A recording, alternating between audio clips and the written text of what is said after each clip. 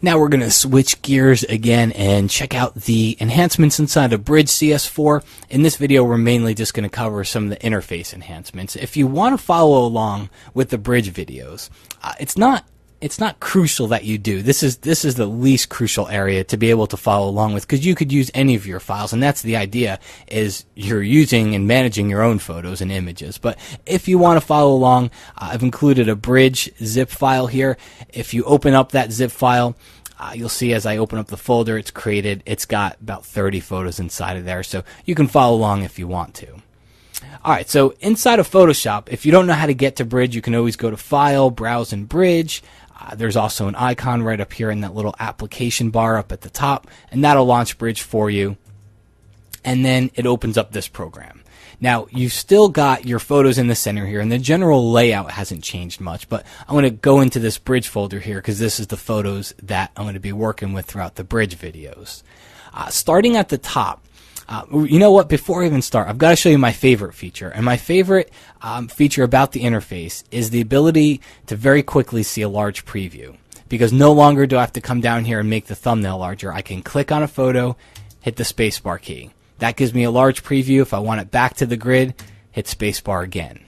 Alright, so that's my favorite thing about the interface. But you've got some new buttons here at the top. You can get your photos from the camera.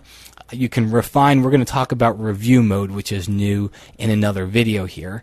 You can open up a photo straight into Camera Raw. So even if you're shooting in JPEG, you can open that photo into RAW just by clicking this button.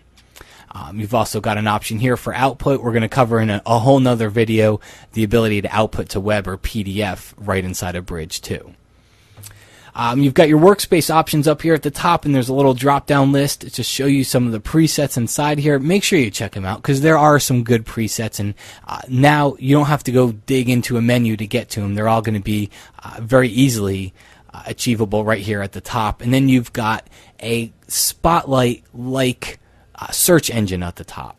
Okay, so if you use a Mac, it's kind of like the Spotlight that we always have at the top here. If you're using a PC, it's kind of like the Windows desktop search. It's always going to be there. Regardless of what you're doing inside of the program, you'll always be able to click inside here and search for something inside of Bridge. There's also a new breadcrumb trail, which shows you where you've been. Just click back to another folder, and then it shows you all the previous folders where you've come from.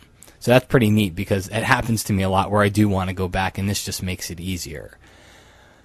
If you are experiencing some slowness with Bridge, Bridge really took a lot of heat because of that, especially when you go into a folder that's got photos inside of it and it takes a long time to build the previews. You can come right up here to these little icons, and you'll see that there's options for the thumbnail quality. Well, I can change those options in here. Instead of using the high quality, I can change it to maybe the embedded previews, and that's just going to build the previews here from the ones that are embedded in the image. It's going to make it faster. It's going to let you see your photos on screen here faster. You've got some the ability to come in here and filter. If you're using the star ratings or the labels for your photos, you can filter right from here. You can sort using the list. And then the last thing, which I think is actually a pretty neat feature for Bridge, is to be able to open a recently edited file. And I don't have to go up to the file menu or anywhere to do that now. There's a little icon right here in the interface. I click on it and it's going to show me all the recent images that I've opened. So I can come straight back to this. I don't have to navigate to the folder to get there. I can come right inside here and go to any recent images.